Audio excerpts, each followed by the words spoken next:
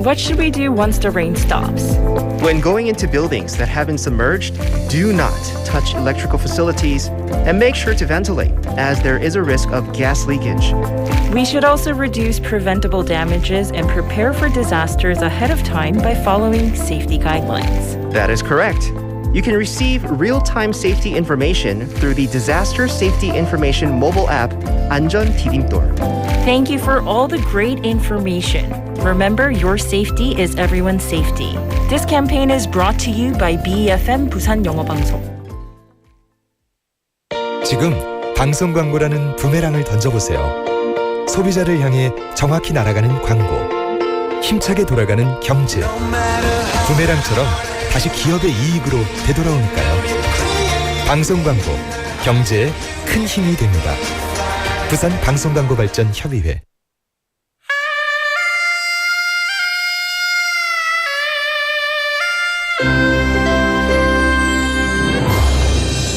The time is now 7 o'clock.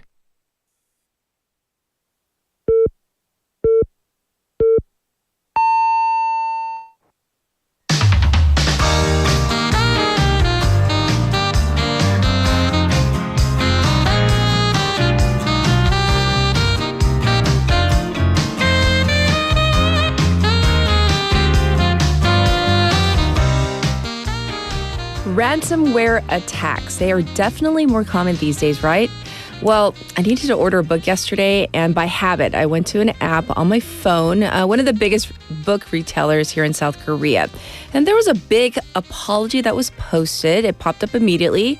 To be honest, it was so lengthy, like I had to scroll down to read the entirety of it. And then, to be honest, I didn't really understand all of it. Anyhow, the two CEOs, the co-CEOs, they apologized and promised to make changes. But, will it be enough to turn the tides of the cold reception of how all of this unfolded by the public? I'm Catherine. This is Morning Wave in Busan on Wednesday, June 18th on BEFM, 부산 영어 방송.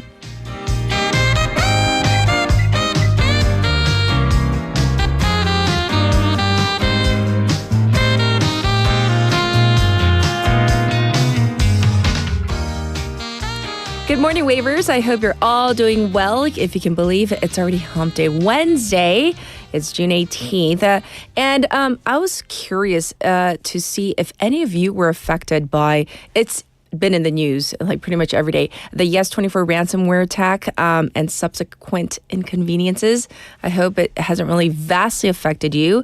And also, are they apologies? And I read about some of the compensation packages they have for people, especially those who miss things like concerts or performances. I mean, is it enough? Well, this is probably something that we're going to have to wait and kind of, watch. So we'll give you more details on how that's going.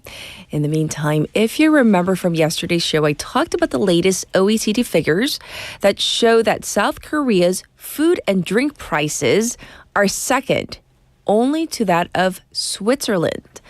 So with these high food and even clothing prices, consumers are tightening tightening your belt, tightening your purse strings, making cuts. While that is understandable, this also means major hits for businesses that sell these products. And that is evident in the debt delinquency or default rate, or 연체율, which is a metric for how slow or stagnant the economy is. For business owners, that delinquency rate is 0.67%, far above the overall average.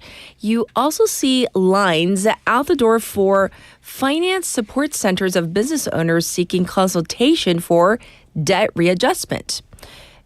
So how is the new government seeking to resolve these issues, or at least help along these lines? First, the government is considering a stimulus package with universal payments to boost spending. Well, what about for businesses? The government is looking into establishing a bad bank, a financial institution specifically created to buy illiquid and high-risk assets from other banks. In this case, it would offer some sort of debt forgiveness. The financial authorities are currently trying to figure out the scale of small loans businesses took out, especially during the COVID pandemic. And you know what? It is a tall order they have in front of them. Coming up with the budget and resolving potential issues of fairness for those who have already paid off their debt as well. So it's going to be a bit of, as we say, 숙제, a lot of work to be done, to be conducted. Well, now it's time for a text topic. This is related to a story we're going to talk about later on. Have you ever had to call 911 and why? So 나는 살면서 112 혹은 119 전화해 본 적 있다. Why? 이유는? I hope it wasn't too serious, but please let us know about your stories, your opinions. Send them into BFM's live stream live chat on YouTube. Go to the YouTube platform to find our channel. Type in BEFM or Busan 영어 방송, and you can find our channel, subscribe, and then log in to chat with our other waivers. From your phone, pound 9050, shop 9050, that's going to cost you 100 won. You can also reach me for free through Kakao Talk. Add us as a friend, type in BEFM or Busan 영어 방송 to find us as well there. You can send in your messages and photos through Kakao Talk. The ways you can listen to us or tune in to us, 90.5 or 103.3 FM. That's on the radio if you're in the Busan area. Also, like I said, we're streaming live on YouTube every week, every day, Monday through Friday, right? You can also check us out multiple times at your leisure. And we have two apps, the BFM app and the Papang app, where our program is available. The second app, Papang, you can listen to our Wag Waga segment. It's Wednesday. Let's look at the lineup for today. We have Lian coming in for hour number 1. Now and next. In hour number 2, we have Work in Progress. That's with Jennifer. And today for our special interview, have you heard about this musical, Maybe Happy Ending? We've definitely been talking about this one. Well, today we are going to be talking with a person who is very much directly related in this field. And we're going to talk to this professor. She's going to be telling us about her experience translating and this maybe happy ending. Ultimate Happy Ending. Have you seen it? I'm so excited, and I'm sure many people are as well, to really maybe, if it comes back, if it is come back to Korea, I definitely want to catch this. So let's talk about this. This is coming up in hour number 2. And for now, we have news overview.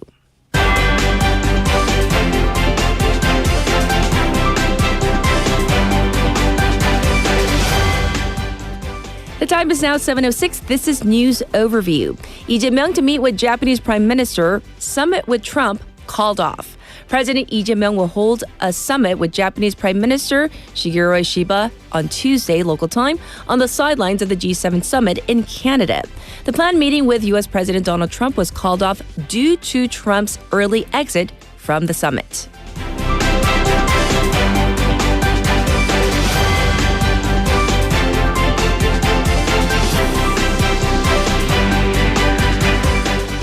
North Korea to send 6,000 military workers and engineers to Russia. North Korea will send 5,000 military construction workers and 1,000 sappers to Russia's Kursk region, Russian media reports said Tuesday local time.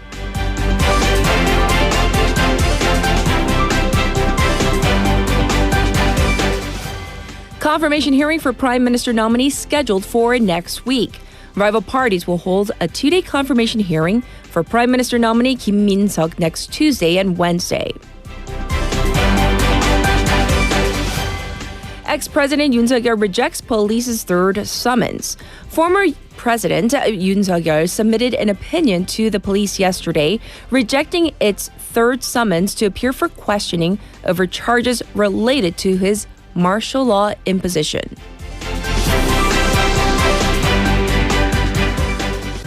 Trump demands unconditional surrender from Iran. U.S. President Donald Trump warned that U.S. patience is wearing thin, calling on Iran to surrender unconditionally. This was News Overview.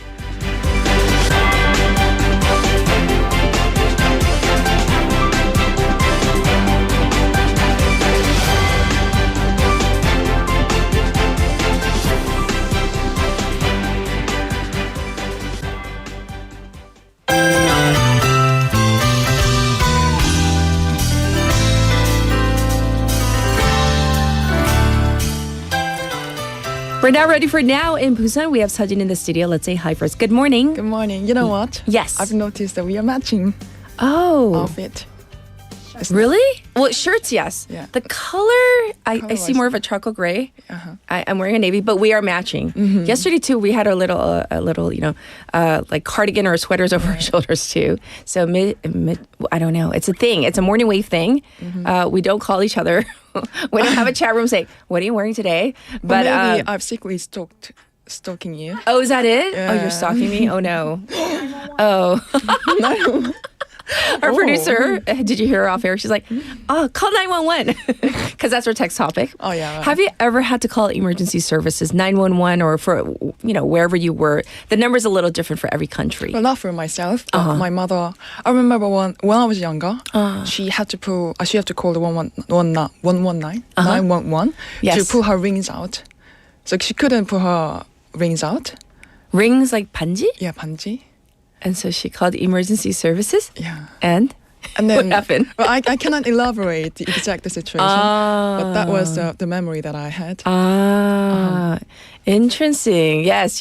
And so our producer's saying, "Oh, it happens in real life." And you can see it on YouTube, like instances where emergency services are. It sounds called. very trivial, but it's really for her. It was really scary. No, I'm sure. I'm sure she called. There was a good reason for her to Yeah. call. Yes. All right, we're going to jump into Now in Busan. So I hear we have some exciting tourism news from Busan.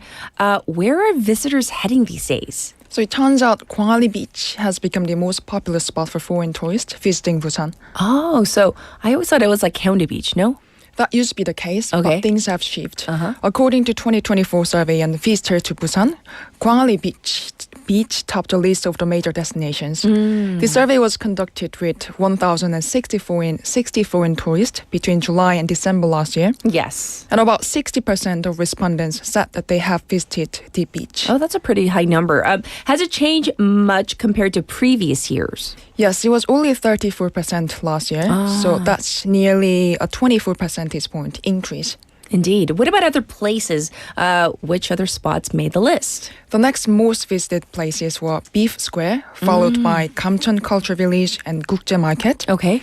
Haeundae interestingly saw a big drop. 2 years ago, it was clear favorite spot with about 80%. But last year, the number dropped by about 30%. I see. So what about preferences by age? Were there differences? Yes, so by age gap, tourists in their 20s flocked to Beef Square. Those in their 30s and 40s leaned more towards 광안리. And people in their 50s preferred Haedong-Yonggusa Temple and Baeksekou. Well, let's talk about international visitors. Who's heading where? By nationality, American tourists showed the strongest preference for 광안리, so about 64%. Okay. And nearly half of Chinese visitors went to Jagalchi Market. Oh, I see. So it's very different according to maybe where you are from. So it does sound like Gwangali is really growing in reputation and popularity. So where is the city headed to? So local leaders are pushing for more K-pop concert, beach sports event, and drone and laser shows to turn it into a global tourism hotspot. Yes, of course. We all love Gwangali. So I'm so happy that it's doing well. And of course, we're so supportive of any vicinity in Busan. Next, let's talk about this. We're going to talk about some major tech investment news from Busan. What's the latest? So an AI데이터센터 project worth nearly 2 trillion won is coming to the city. Busan City just signed a major investment deal with Ajis Asset Management. Oh, so what is this? So it means the city is building 2 large-scale AI data centers in the Myeongji Noksan industrial zone with a 1.8 trillion won.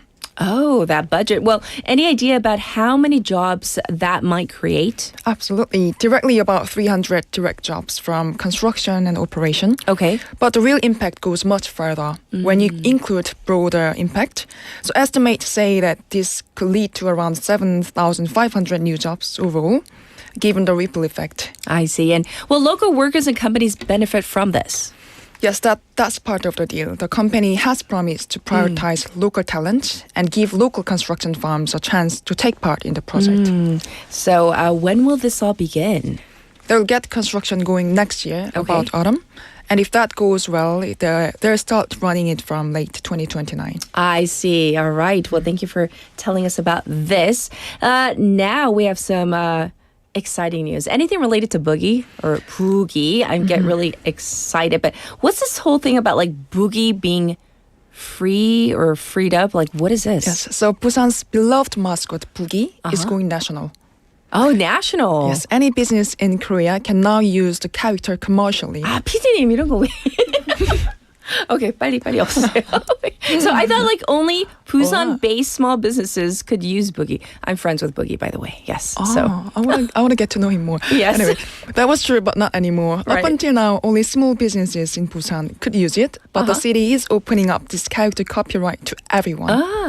It's for boosting Boogie's presence and promoting Busan more widely. I love this idea. So can anyone use it now? Pretty much. Turns out loads of people were asking to use Boogie, so the city thought, why not? So, but it's not completely free though. I must say there's a small fee, 3% of sales, or 2% if you're based in Busan. But local small businesses can still use it for free. If that applies to you, you will need to apply during November. Okay. Applications are open for only a month. Oh, and if people want to know further details, where can they go? You can check out all the details on the Busan city's website. Let's show support for Boogie. We love him. Oh, 너무 귀여워요. So cute. Is it actual Boogie? Is it real Boogie? That's real Boogie. He comes to All-Star. Yes. Okay. All right, next. Sajin, I hear that something new is happening in Saha district. So what's going on? Yes, there's a new volunteer patrol team made up entirely of foreign residents. It's called the Harmony Volunteer Patrol Team, and it's made up of 13 people from Pakistan. Oh. They'll be working with local police to help keep places like Changlin Market, where lots of foreign residents live, safe and welcoming. I see. Great idea. It sounds like a really good way to kind of bring the community together and help people feel more secure. So how often will they be patrolling? They'll be out once or twice a week, not just about safety, Okay. but they'll also be keeping an eye out to make sure other foreign residents are treated fairly and feel supported. It does sound very meaningful. So maybe thoughts from the team or the team leader about why he decided to join? Yes, he did. His name Kasaf, and he said he feels a strong sense of duty to the area and wants to serve the community with pride. I see. Well, thank you for going over all of the local news. And of course, we'll check in with you tomorrow. Thank you, Sajin. Thank you so much. All right, I'll be back with your traffic and weather. Good morning. Good morning. 굿모닝입니다. Good morning. 좋은 아침입니다. Morning wave in Busan. Morning wave in Busan. Morning wave in Busan. Major news, local buzz, and expert takes. It's all here on Morning Wave in Busan. Brighten up your morning commute with Morning Wave in Busan. Morning wave in Busan.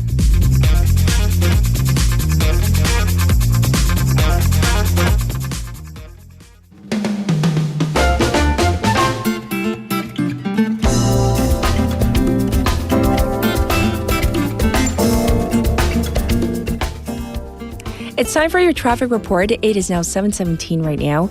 There is an accident to report on Ulsukdo Bridge between going toward Myeongji Underpass, right past the bridge toll gate. There's been an accident between a car and a cargo truck. Also, it's backed up on Dongso Overpass from Hwangryong Ramp to the old Kaegum toll gate. It is also congested on Mandakdero from Sukdung to Deokcheon intersection. It's looking slow on Lino Samsungdero from Myeongji Underpass to Shinho Bridge. Also, traffic building on Pyeonglo going away from the city right around the Wondong Ramp. Currently, it is 20 degrees Celsius under sunny skies, with a daytime high expected to go all the way up to 29 today.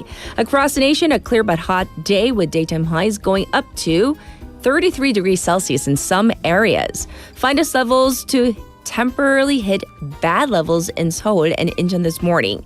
Thick fog is being reported in the coastal areas, so you know what to do. Please drive carefully.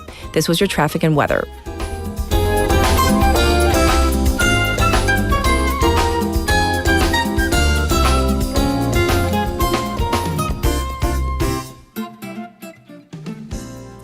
All right, so we have some breaking news right now regarding President Lee Jae-myung and Japanese Prime Minister Shigeru Ishiba. Apparently, they just finish holding a bilateral summit.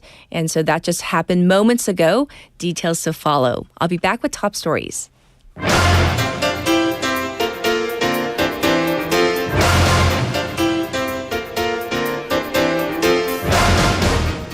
It's time for Top Stories. We have Haley in the studio. Good morning. Good morning. Yes. So let's get to our text topic first before we jump into all the latest stories.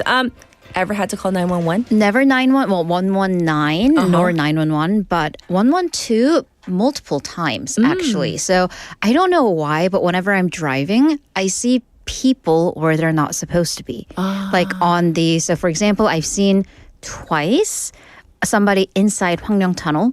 You can't. That's not a literally. That's not a pedestrian. Right. Anything. So I've seen like a woman run, like a younger woman running, not like leisure running, but running. I don't know what from. But so I had to call 112, and I was like, we need to pick her up. And then an older man on the ramp to Hwangryong Tunnel, also not like pedestrian accessible at all.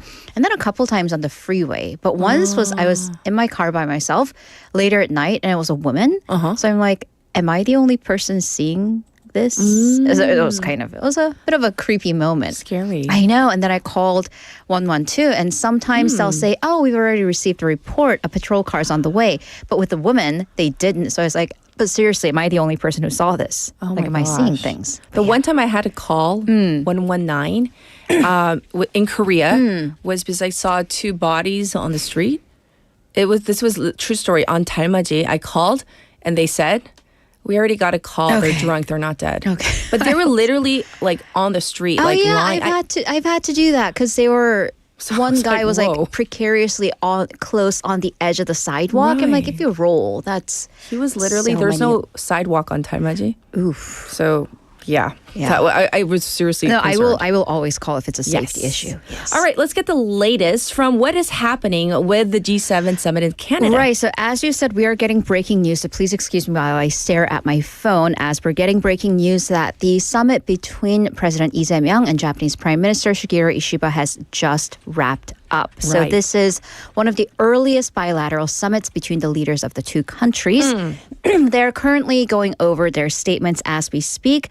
President Lee said that the two countries, like neighbors who share the same backyard or the front yard, direct translation, are inseparable. Okay. And also called for future-oriented cooperation amidst these difficult international trade environments. And for his part, Prime Minister Ishiba said that, yes, indeed, geopolitical situations are grave, and this cooperation between Korea and Japan and Korea should be of much help to the world. So this is what we have for now. Hopefully we'll have more for you. Yes, indeed. So I hear that Lee Jae-myung's next summit was with Australian Prime Minister, right? Actually, let's go to day one. Okay. A lot of summits upon summits happening right now, marathon summits. So on the very first day, so we're going to start from the beginning. President Lee Jae-myung sat down with South African President Cyril Ramaphosa. That was Monday afternoon local time. So that was his very first diplomatic agenda, first diplomatic summit since, taking office. So here he addressed the two countries' relationship, which officially goes back to 1992. But also prior to this, South Africa sent troops to the Korean War. Yes. President Ramaphosa said that South Korea is an important partner with shared values in democracy, and South Korean firms make huge contributions to the country's employment and industrial development. And the two further expressed hopes for investment cooperation in fields like education and technology. Right. And like you said, going to his second summit with Australian Prime Minister Anthony Albanese, they've already spoken on the phone previously, so that was their first in-person meeting, but second time speaking. The two addressed also Australian troops fighting alongside South Korean troops during the Korean War. Of course, with the Korean War anniversary coming up very soon, this was an issue that's been addressed, as well as some more modern growing economic cooperation. So for reference, Australia is a key provider of energy to South Korea, and Prime Minister Albanese said that he is looking forward to visiting South Korea for the upcoming APEC summit, which is in November, and invited President Lee Jae-myung to Australia. I see. So there will be, marathon summits to come. So he already, I guess, held a summit with other leaders. So what happened next? So it's day 2. So we're coming on to the second day. President Lee Jae-myung said the second day was definitely fuller and is ongoing as we speak. He held a summit with Brazilian President Luiz Inácio Lula da Silva. Yes. They agreed to expand cooperation on a range of global issues, including climate change. This is, by the way, the first summit between the leaders of South Korea and Brazil in over a decade. And Brazil, important because they are South Korea's largest trading partner in all of South America. He also sat down with Mexican President Claudia Sheinbaum, and they focused on the economy, also Mexico being a major trading partner in Latin America, and expressed hopes for strengthened cooperation in economy and other areas. President Sheinbaum welcomed Korean companies' active investments in Mexico and expressed her hopes for bolstering cooperation, particularly in advanced technologies.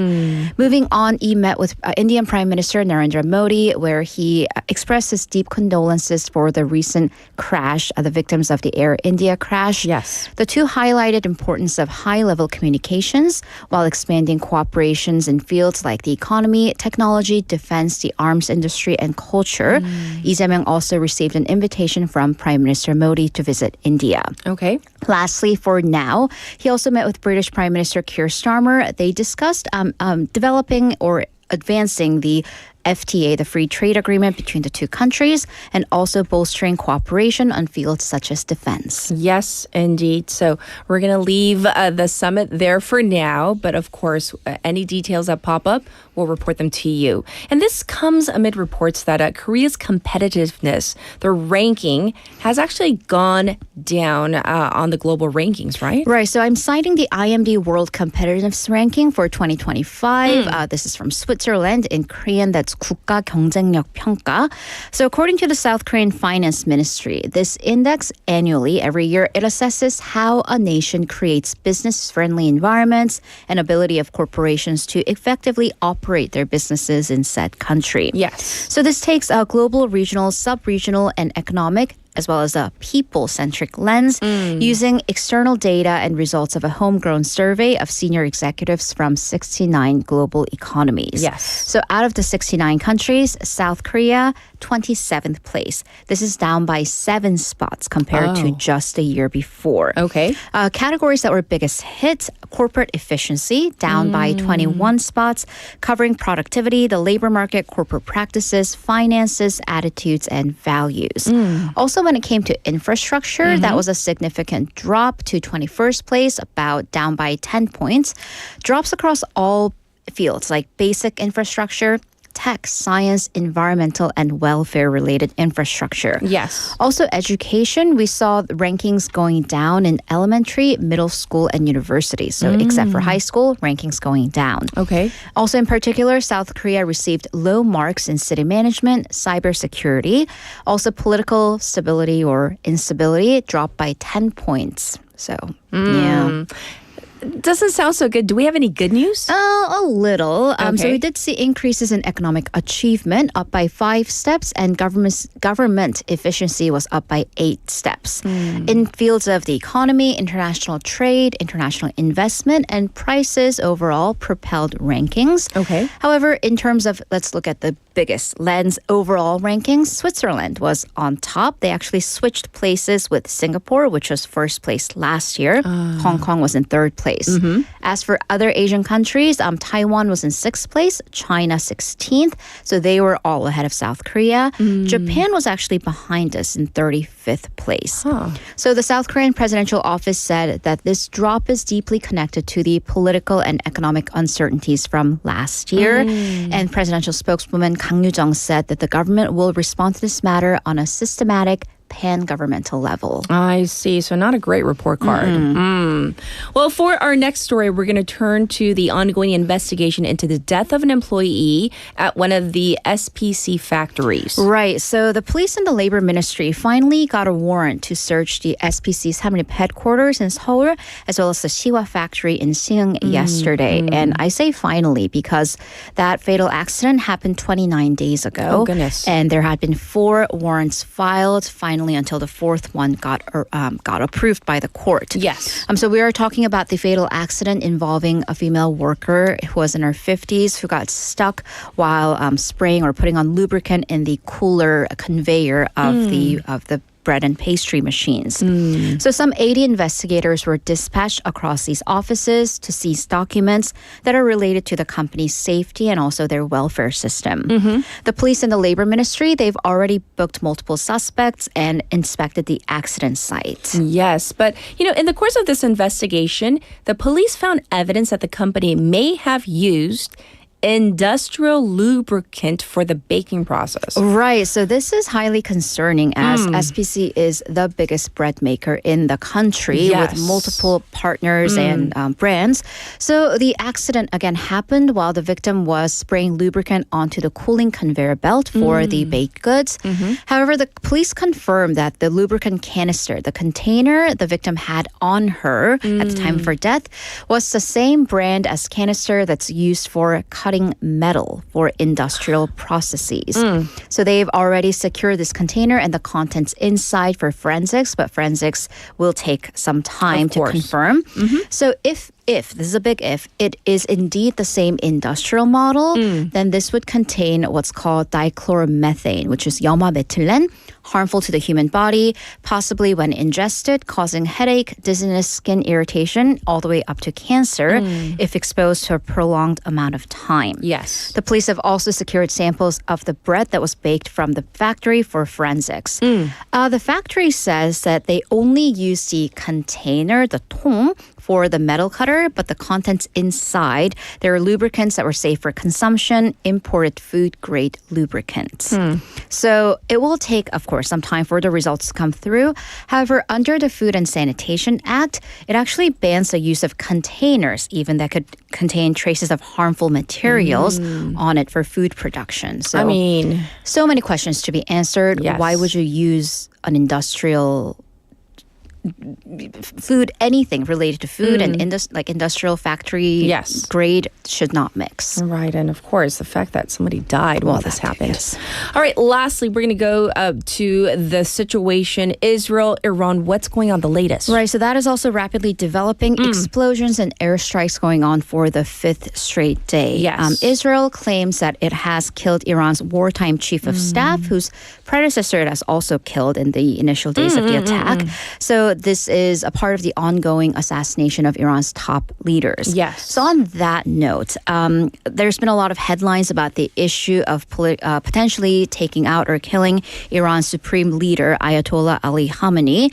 That's also been addressed by both Israel and the United States. Yes. So Israeli Prime Minister Benjamin Netanyahu and its defense minister, Israel Katz, they have been increasing their rhetoric on threats, perceived threats, even with Katz making references to former Iraqi leader Saddam Hussein, who was hung during the U.S. invasion of Iraq. Yes. World leaders have been calling out against this proposed regime change, including French President Emmanuel Macron, who said changes to Iran's regime via military means would only cause chaos because concern is that Iran, which has civilian nuclear capabilities, could very quickly turn that to nuclear weapons. Yes. Also, Turkish President Recep Tayyip Erdogan called Israeli Prime Minister Netanyahu, quote, the greatest threat to the region's security. Everybody chiming in. Well, U.S. President Donald Trump has been very vocal about this conflict. Yesterday we had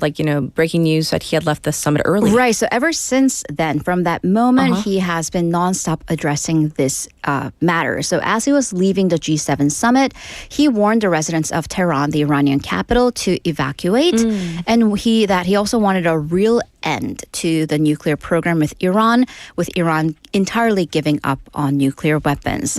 He also called, and as you addressed, for Iran's unconditional surrender and a veiled threat also to Ayatollah Ali Khamenei, claiming that we, the U.S. and presumably Israel, now have complete and total control of skies over Iran. By the way, I do want to add, adjacent to this, as all of this is going on, Israeli troops have killed at least 70 Palestinians, mostly civilians, and wounded hundreds as they were seeking aid in Gaza. This happened Tuesday local time, and reports show firing with tank shells, machine guns, and drones as civilians were reaching for food. Yes, a lot going on conflict-wise around the world. Thank you for covering everything, and of course, we'll check in with you in hour number 2. Thank you, Haley. See you in a bit. Well, we are ready for our first song break. So this is Intentions by Justin Bieber featuring Quavo.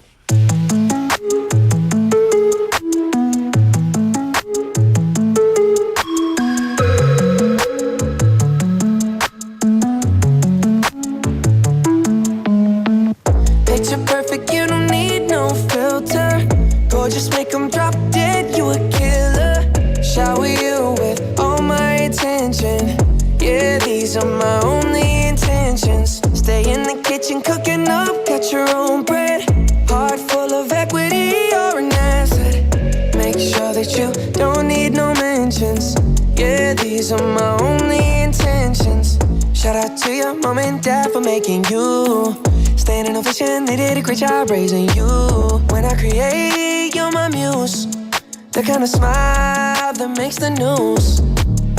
Can't nobody throw shade on your name in these streets. Triple threat, you a boss, you a bank, you a beast. You make it easy to choose. You got a mean touch, I can't refuse. No, I can't refuse it. Picture perfect, you don't need no filter. Gorgeous, make them drop dead, you a killer. Shower you with all my attention. Yeah, these are my only intentions. Stay in the kitchen cooking up, got your own bread. Heart full of equity, you're an asset. Make sure that you don't need no mentions. Yeah, these are my only intentions. Already passed, you don't need no approval. Good everywhere, don't worry about no refusal. Second to none, you got the upper hand now. Don't need a sponsor, no, you're the brand now. You're my rock, my Colorado. Got that ring, just like Toronto. Love you now, a little more tomorrow. That's how I feel. Act like you know that you are. Picture perfect, you don't need no filter. Gorgeous, make them drop dead, you a killer. Shower you with all my attention. Yeah, these are my only intentions. Stay in the kitchen cooking up, got your own bread. Heart full of equity, you're an asset. Make sure that you don't need no mentions. Yeah, these are my only intentions. No cap, no pretending, you don't need mentions. Got them saying goals, they don't wanna be independent. Tell them to mind your business, we in our feelings. It's 50%. Attention, we need commitment. We gotta both admit it. It's funny, we both listen. It's a blessing, cause we both get it. You the best thing, and I don't need a witness. I'ma find me a ring and pray it's perfect fitted. Perfect. Picture perfect, you don't need no filter.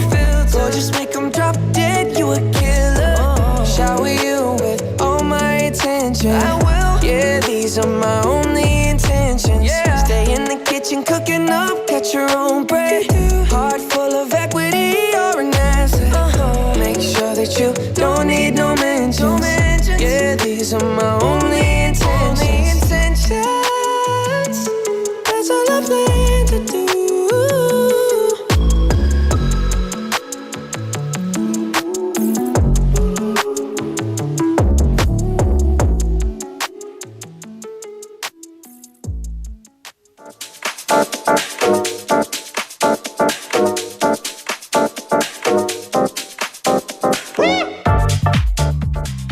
It's time for Now and Next. We have Lian in the studio. Hello, good morning. Good morning. Yay. So today our text topic is have you ever had to call 911 or any form of emergency services? So I have in the past, I think it was like about 2 years ago. Yeah, what happened? This is like so hard to imagine for you probably. Okay. I went to this like 농산물 market, like where you can sell mass-produced vegetables for cheap. Right. Yeah. 거기서 박스채로 사온 거예요. And I put it in my trunk. Like a farmer's market. And then Farmer's market, So yes. what did you buy? What I was bought in like a box of grapes. Grapes. That's exactly okay, how I grapes. remember. 포도. And the next day, I took out the grapes. The next day, I saw, this is sorry for someone who's eating breakfast. I saw some cockroaches crawling in my car. Not just one, but a couple. And I was just like, what is going on? And I didn't make that connection. And then I tried to kill it. And then the next day, I saw another one appear in my car while I was driving. And I made that connection because in those farmers markets, they have boxes, right? And boxes They stack and all them. these big 창고. And apparently, a lot of cockroaches get into the box, and that's how they get into the car. And then I told my husband, we need to sell the car because I can't ride this car anymore. Because I almost got into car accident because 계속 나오니까 something's going 진짜? on. Yes, so what? So you thought you were being attacked by cockroaches while you're driving? But you didn't know. And then so I was like, I can't drive because this is so dangerous. And then 그 화생방 알아요? 화생방.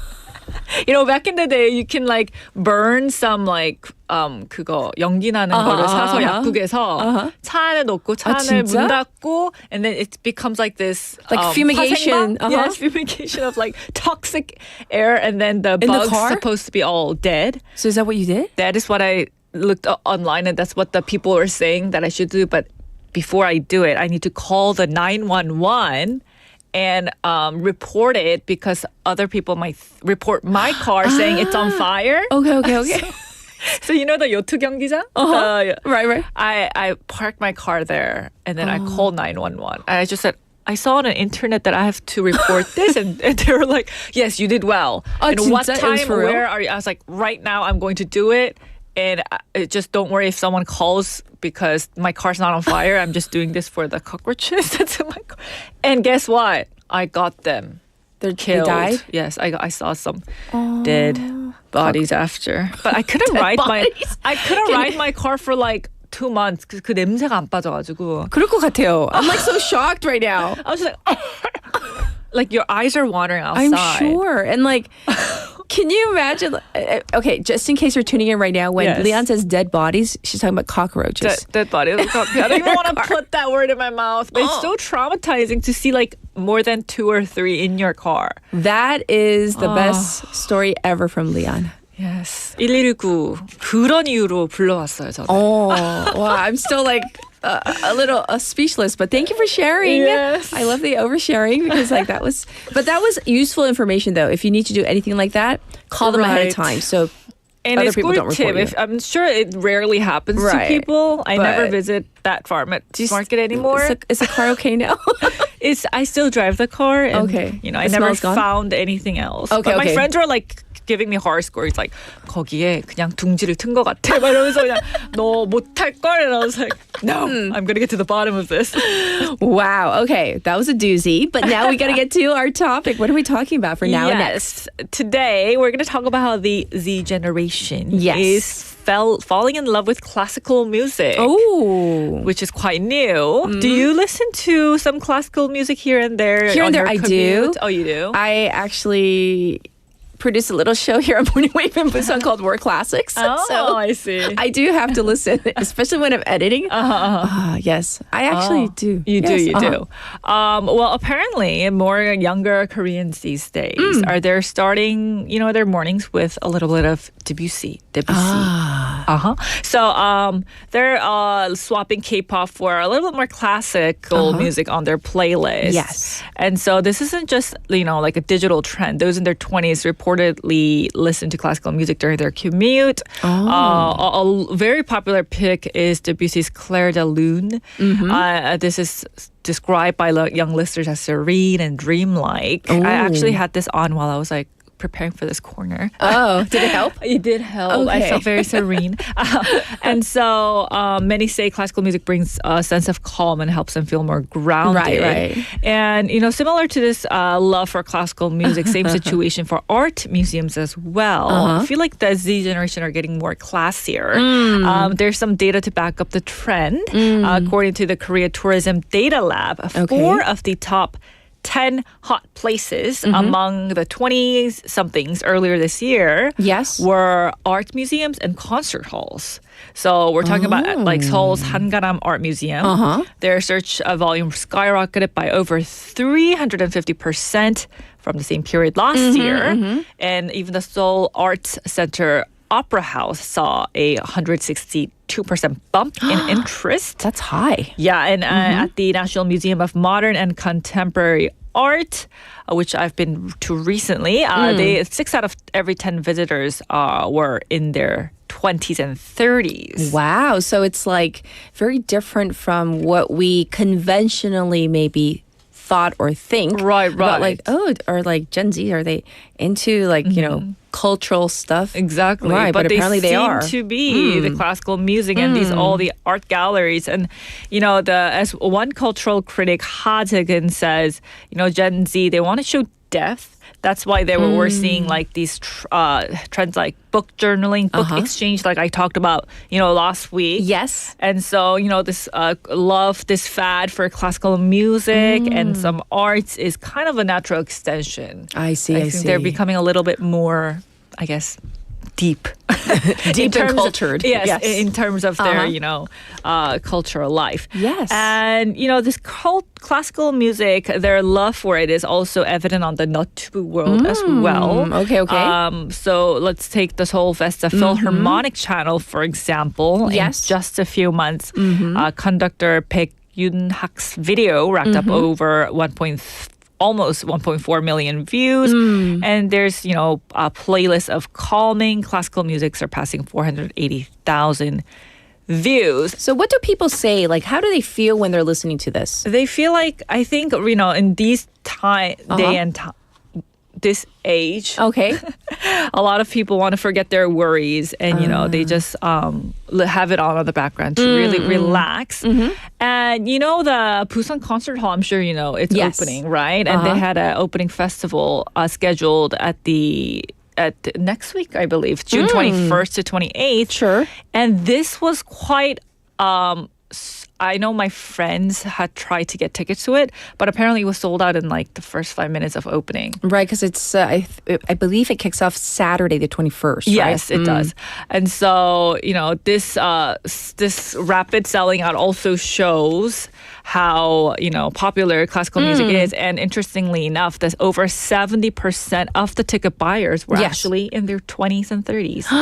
And there's keyboard warriors. They're good at getting the tickets, yes, right? they're the ones who are just making these concerts sell out. But I would have been really interested to go. The pianist Jin is coming, backed by conductor Chung Myung-hoon and all those famous. And one interesting fact about the newly built concert hall, Busan Concert Hall, is that it is equipped with Korea's first pipe organ outside of Seoul.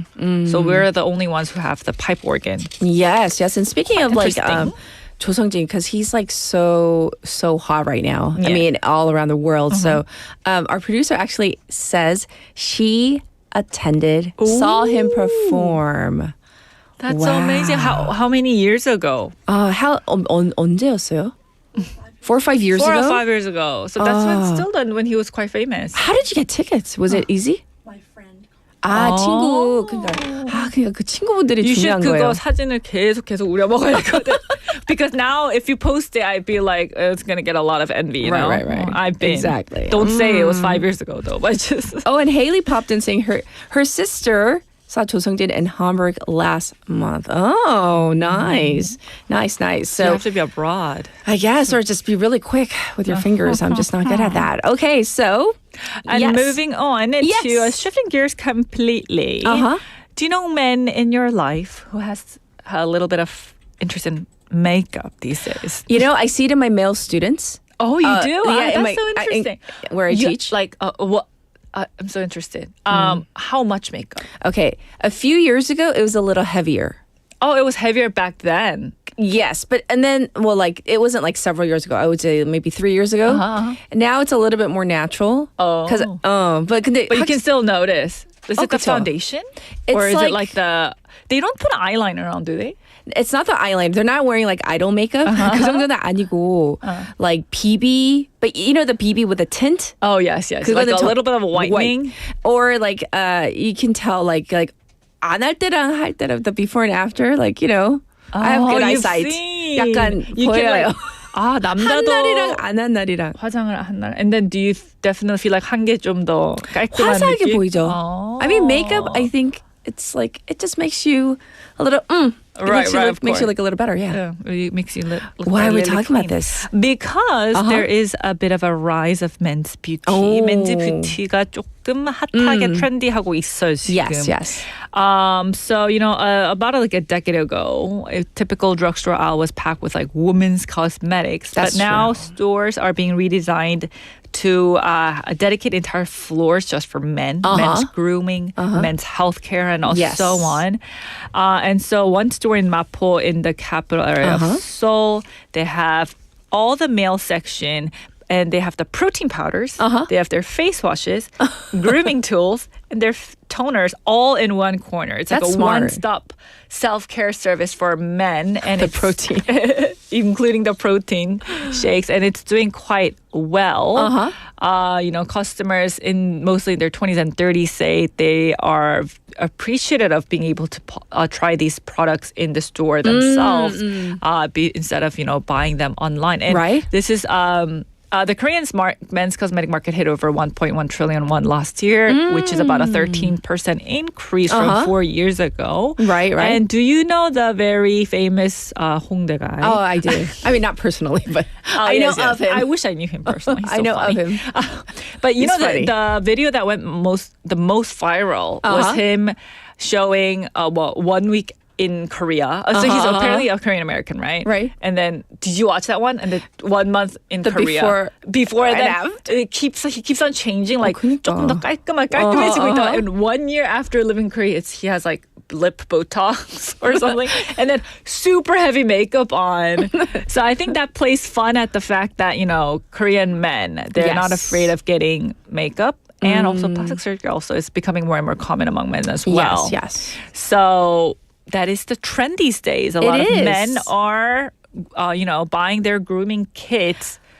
And my husband. Oh, yeah. Okay, tell us about your husband. He bought his first makeup kit. This is a sad story. 2 years ago. Okay. And? 조금 hair loss가 있었어요. 근데 you know, hair loss he can cover with his hat, but hair loss on the eyebrows. 진짜? Yes, also because he was in a very stressful time at that time. So I went with him to the olive thing, and I bought him a 남자 눈썹 그리는 거.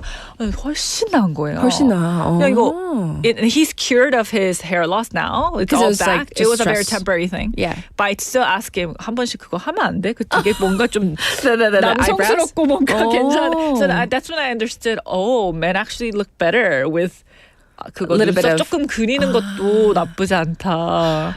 I went into my my son's room. Yes. Coincidentally, yesterday I was returning, laundry, and then I was like, "What are all those bottles on his desk?" So bottles. Yeah. So I was kind of curious to see what he had, and he had like full on. There was no colored makeup. I'm not outing you. Don't worry. It's like just like toner. And then like lotion and I was like essence. Oh, it's like a full like line of all these. Yeah. And then there's like a night like a suban cream. Oh, suban cream. He's very young, but and then and I was just like, oh, he's like taking care of it. And then I was thinking, does he have a girlfriend? Like, why is he taking care of himself? And then he has like his line of like cologne that his dad helps him like pick out. Like, oh, this is a good scent. Yeah. So I was just like, okay. So I guess this is a real thing. It is.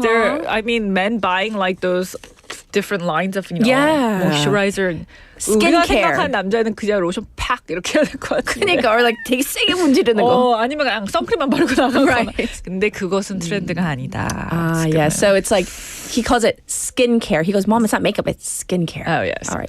Well, thank you for going over these trends, of course, and we'll check in with you next week. Thank you, Lian. Bye-bye. All right. So coming up in hour number 2, we have Jennifer, and we also have her special interview. Plus, if you're new to our program, we have this segment called Wag Waga. And looking at some of your responses to the whole, have you ever called 911? Leslie says, I've had to call 911 and at the same time start emergency first aid. I was out with friends several years ago in downtown Denver, and we were walking there with a woman walking about 100 yards in front of us, she says. We saw her stumble, and then she passed out and hit the sidewalk and hit her head and started bleeding. So she says, we ran to her while calling 911. She was unconscious. And she goes on to say, Leslie, got her sweatshirt, wrapped it around her head, and applied pressure because apparently she was bleeding from the head until the EMTs arrived. Wow, Leslie, what a story. I hope that she is okay now, but thank you for sharing your really scary story, but real story with us. For now, we're going to get to our final song for hour number 1. This is 오늘의 기분 by 치즈. Enjoy. I'll be back at 8.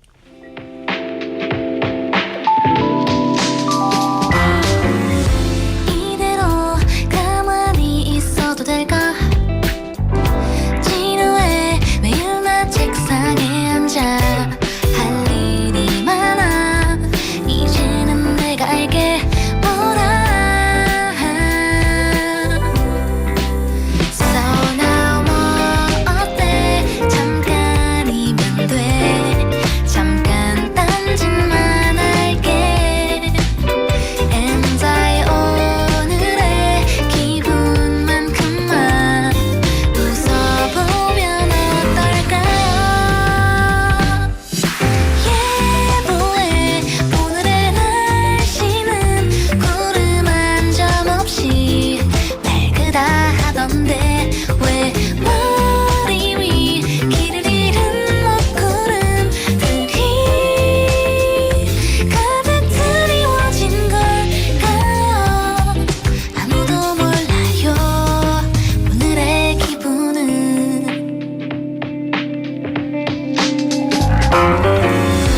가끔은 시무룩 그런 날도 있지 설레는 바람 방향을 따라가 사뿐히 걷자 이제는 내가 알게 뭐라 So now 어디든 잠깐이면 돼 잠깐 딴짓만 할게 And I 오늘의 기분만큼만 웃어보면 어떨까요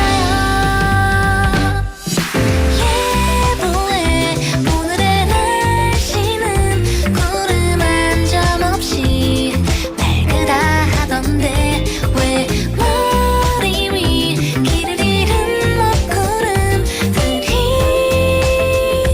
가득 드리워진 걸까요 아무도 몰라요 오늘의 기분은 까맣게 칠해진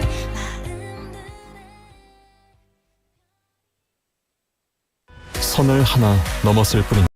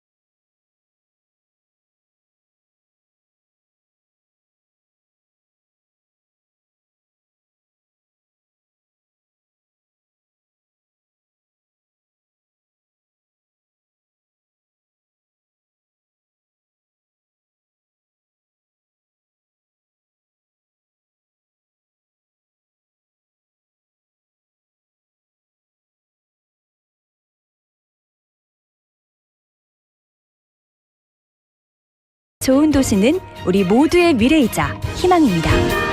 이 캠페인은 어린이가 안전한 부산을 만드는 은행, B&K 부산은행과 함께합니다.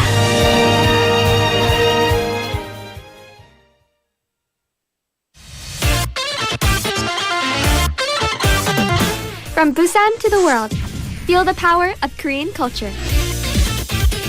Now, Busan is ready to play a song that will touch hearts around the world together with global fans. 문화와 바다가 만나는 도시 부산. 열정과 희망이 가득한 글로벌 관광 허브 도시 부산. 글로벌 K-pop 팬들이 하나 되는 축제 부산 원아시아 페스티벌. 한류 콘텐츠의 심장이 부산에서 뜁니다.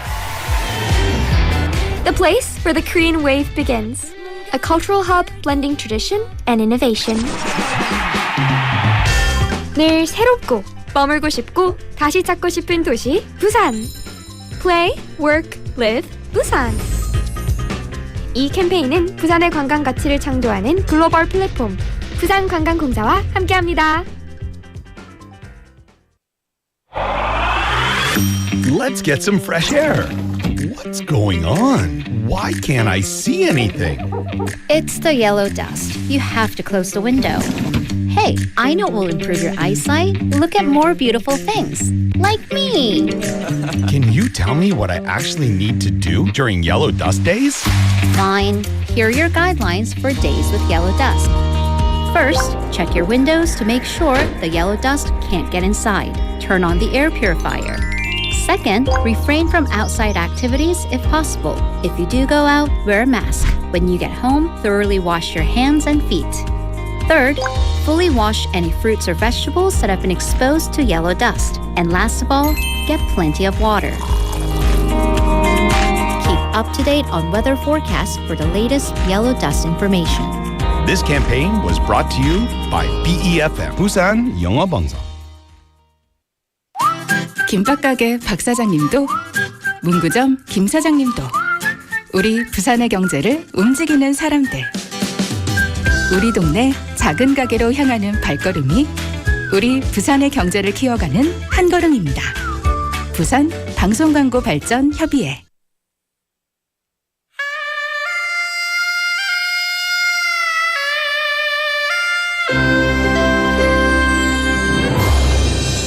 The time is now 8 o'clock.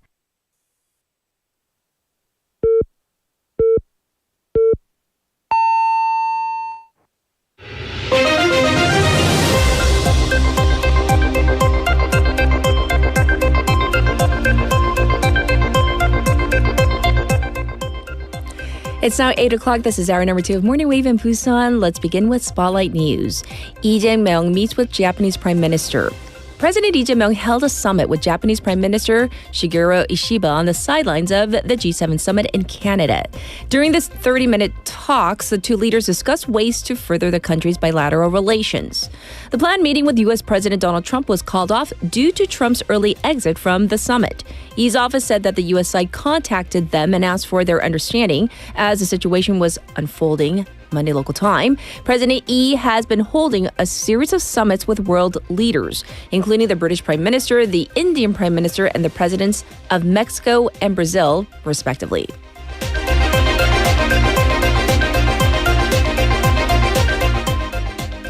North Korea to send 6,000 military workers and engineers to Russia. North Korea will send 5,000 military construction workers and 1,000 sappers to Russia's Kursk region, Russian media reports said Tuesday local time. The announcement came as Security Council Secretary Sergei Shoigu visited Pyongyang on a special mission from Russian President Vladimir Putin and held talks with Chairman Kim Jong-un earlier in the day as the two countries prepare to mark their first anniversary of their mutual defense treaty. The U.S. has expressed its deep concerns over this matter and called it a violation of United Nations sanctions against North Korea.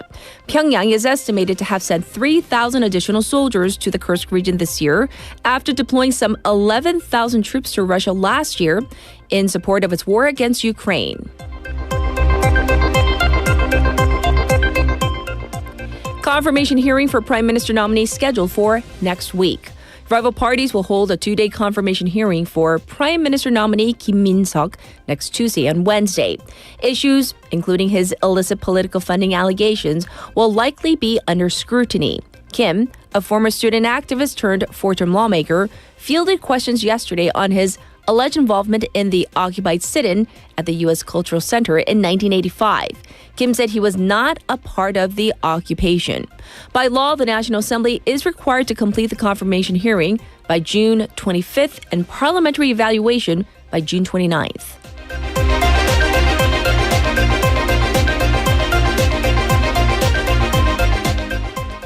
Ex-President Yoon Suk-yeol rejects police third summons.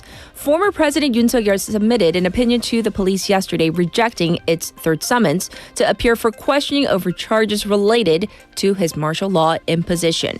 Police plan to question Yoon as a suspect over charges. He ordered the Presidential Security Service, or PSS, to block the execution of a detention warrant against him in early January.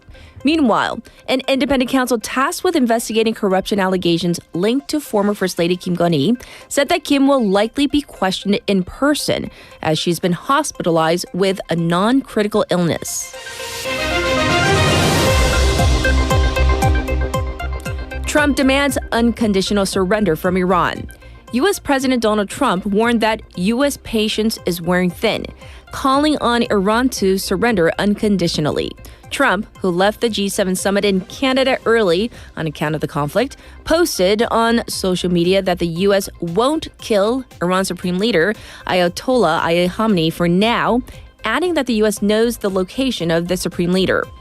Israel and Iran have been exchanging strikes for a fifth day, with long lines out of Tehran, with Iranians evacuating. Iran has also warned residents of Tel Aviv and Haifa to leave their homes. This was Spotlight News.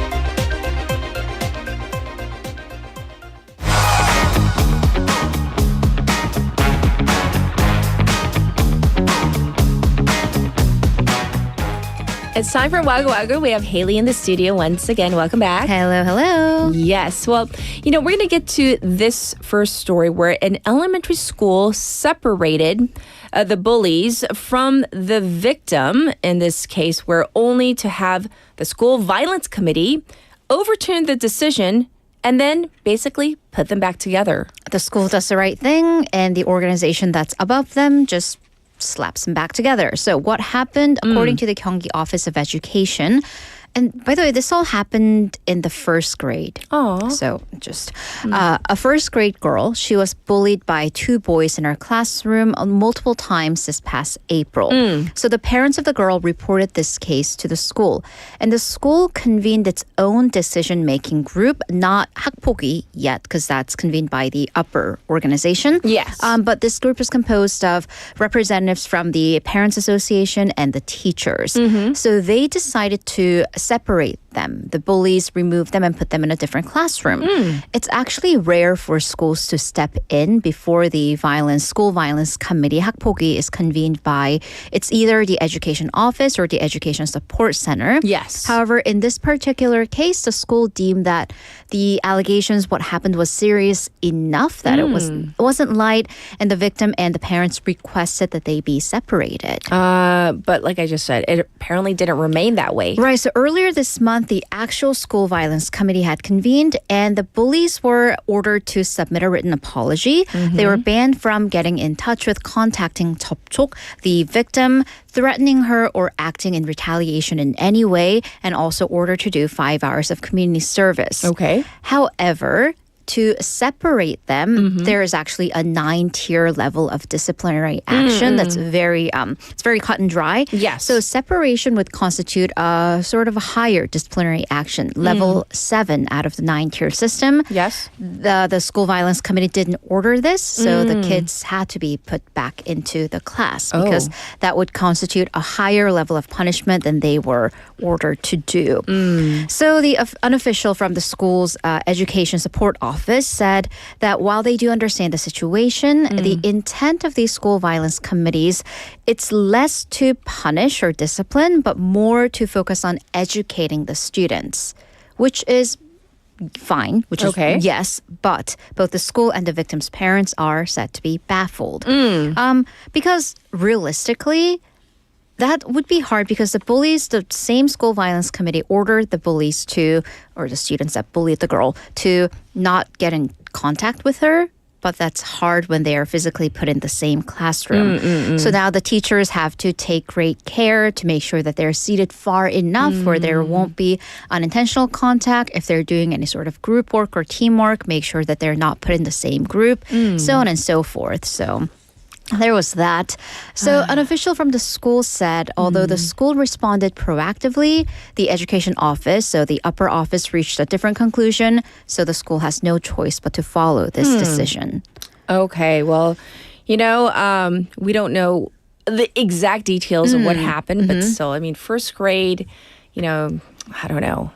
I'm just going to leave it there. But I do understand. Yes. I completely understand that the point of disciplinary committees isn't to discipline, but we want everyone to improve from this situation, especially if you're in the first grade. Again, we don't know what happened exactly, but for them to be separated and then to put back together, that's confusing for everyone. Yes. All right, let's move on. This is a baffling case of a medical malpractice suit brewing.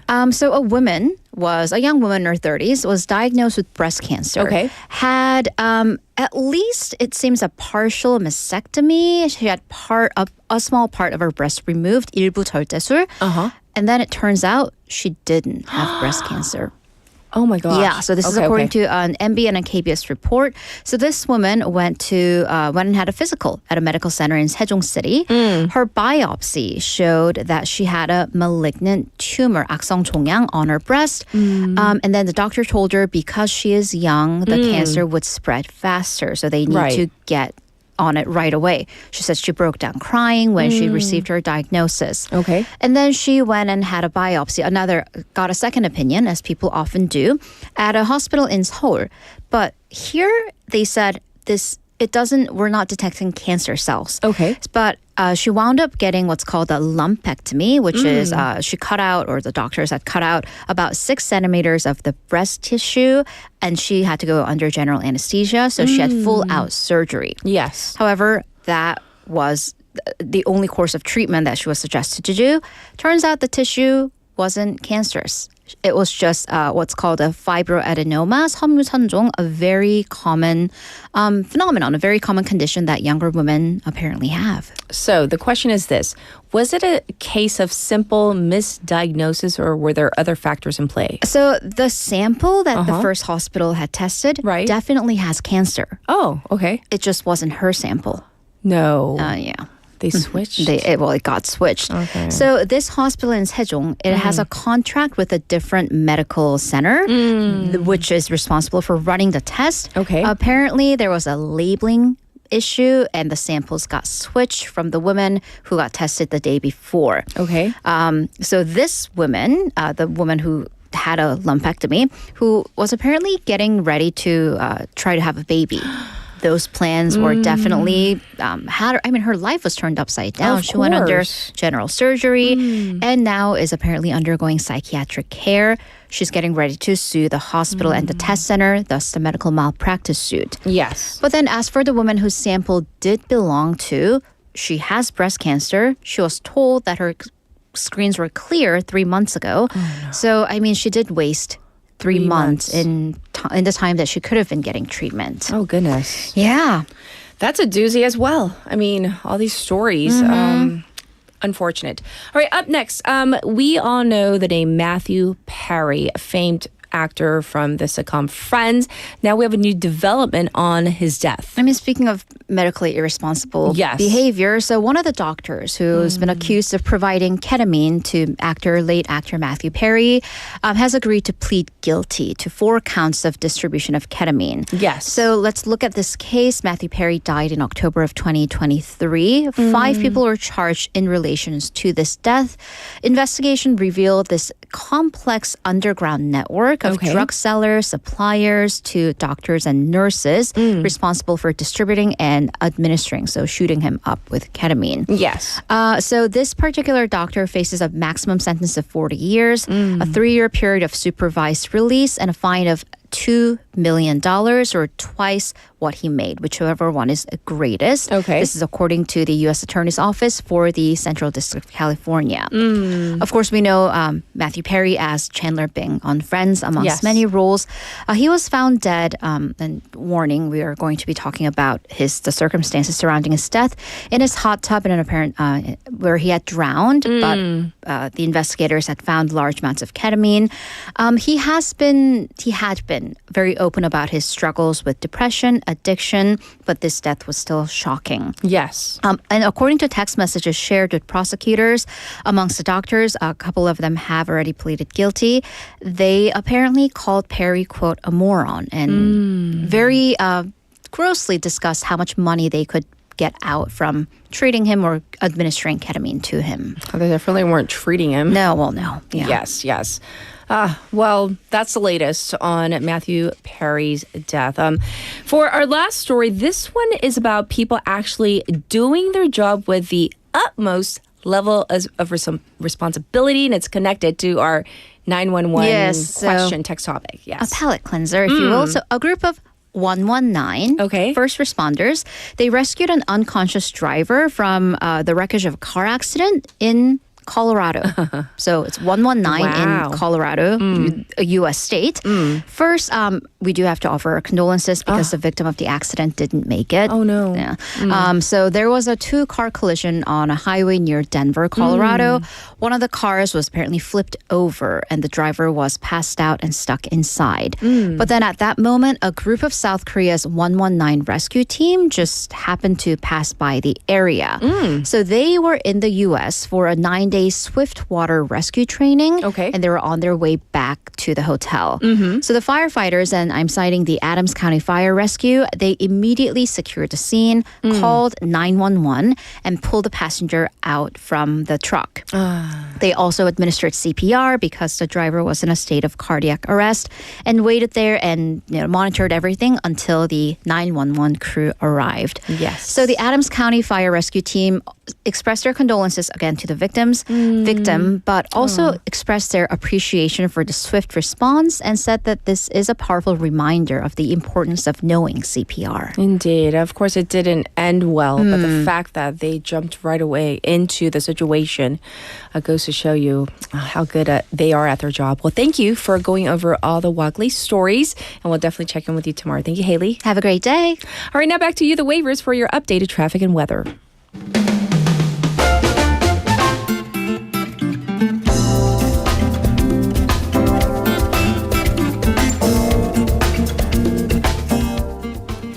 Let's see what's happening on the roads right now. A car has broken down on the Sazang ramp on the Dongso overpass going away from the city.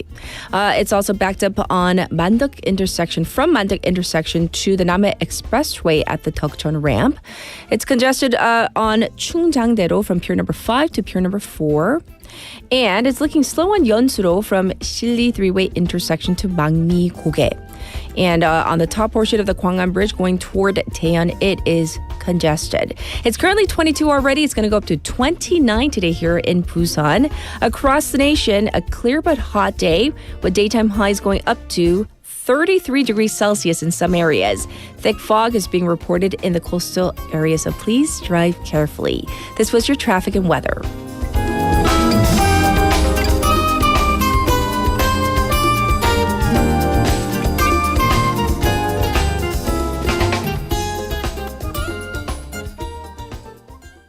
I just wanna love myself. All right, this is Good Parts by Lou Serapim. We'll be back with our special interview thereafter. 했던 기대와는 달리 왠지 볼품없다 해도 find the good parts, the good parts. 얇게진 화면 위로 애꿎은 내 손가락만 틱틱 how my 기분은 falling down. Pick of mine, zoom in out, pretend I'm fine. I just wanna love myself. 난 좋을 때도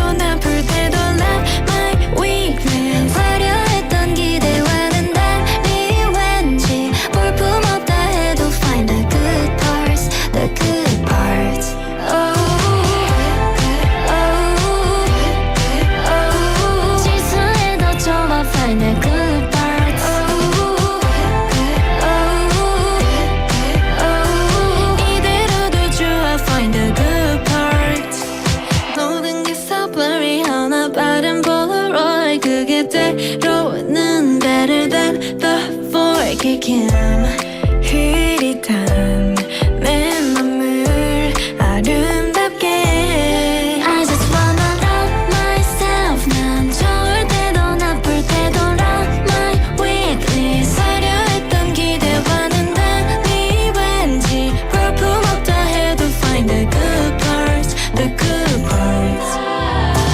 Like a feeling 마련히 남은 오늘을 wanna share. 좀 흐릿한 나 창피한 risk 마주볼 courage 그것만 충분해.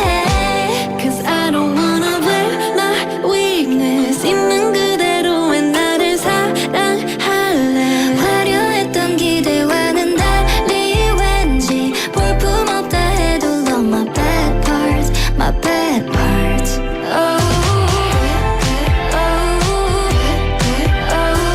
실수해도 좋아 find the good parts. 이대로 더 좋아 find the good parts. 실수해도 좋아 find the good parts.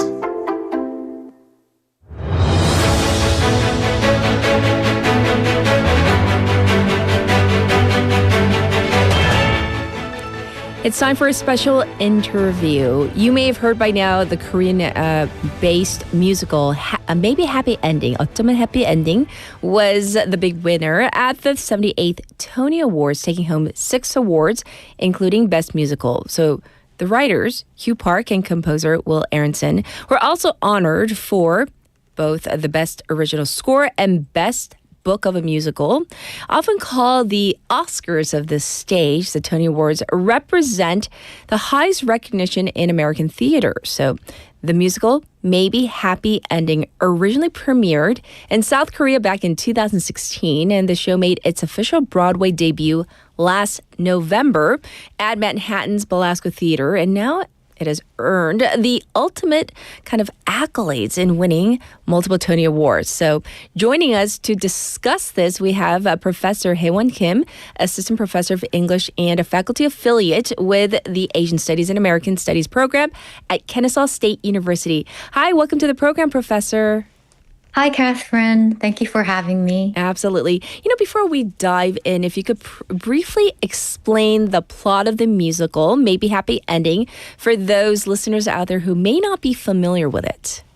Sure. Before I begin with the plot, as you mentioned, Maybe Happy Ending, it won 6 Tony Awards this year, and it's the first 창작 South Korean musical to successfully cross borders to Broadway.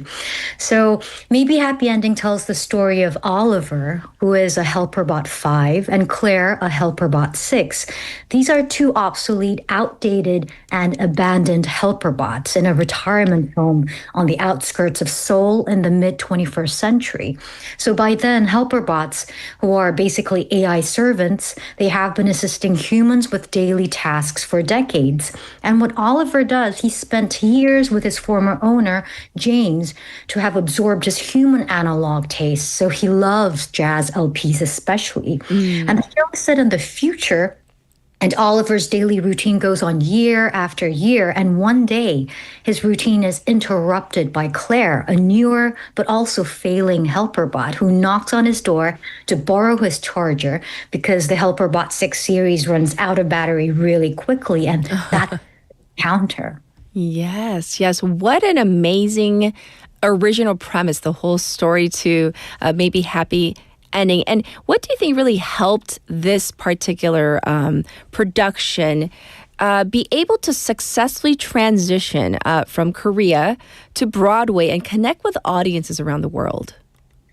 So Maybe Happy Ending did make a successful transition with 6 Tonys, but it wasn't a seamless one. Okay. As Michael Arden, the director, puts it, he says, Maybe Happy Ending was a monumental risk so many people took, so it wasn't easy.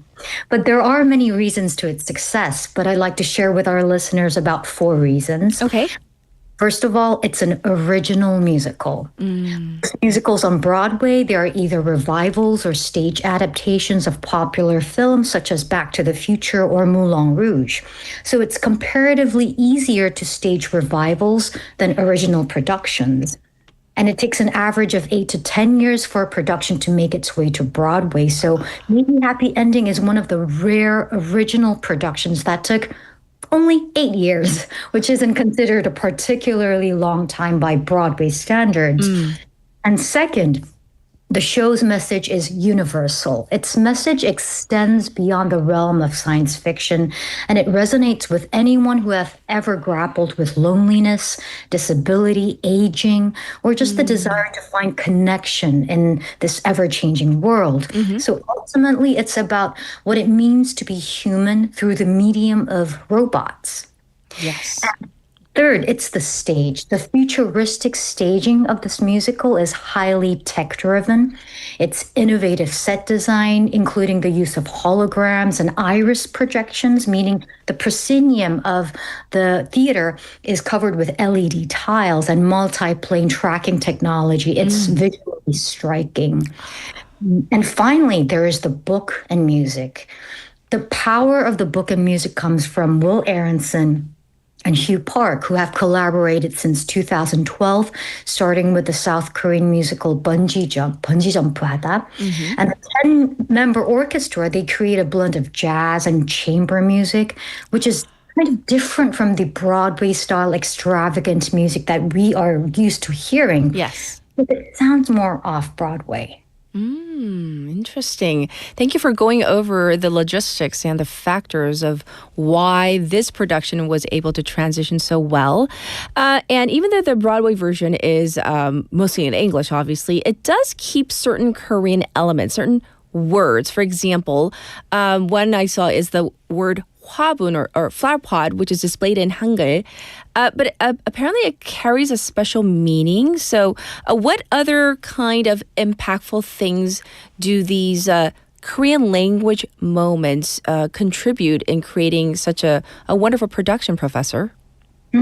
So I've watched the Broadway show about over 20 times. And when I first enter the Belasco Theater, I'm welcomed with 어쩌면 happy ending in Korean right next to the English translation, maybe happy ending on stage, which has never happened in the history of Broadway musical theater. So words such as 반딧불이, 화재 발생 시 사용, 택배, 비상대피도, they're all shown and clearly scripted in Korean on stage. And in the Love Motel scene, for instance, where Oliver and Claire, they stay for a night on their trip to Jeju Island to see the fireflies, there's a huge neon sign in bright red that reads 사랑 in Korean. So I asked audience members whether certain Korean phrases got in their way, and most said no.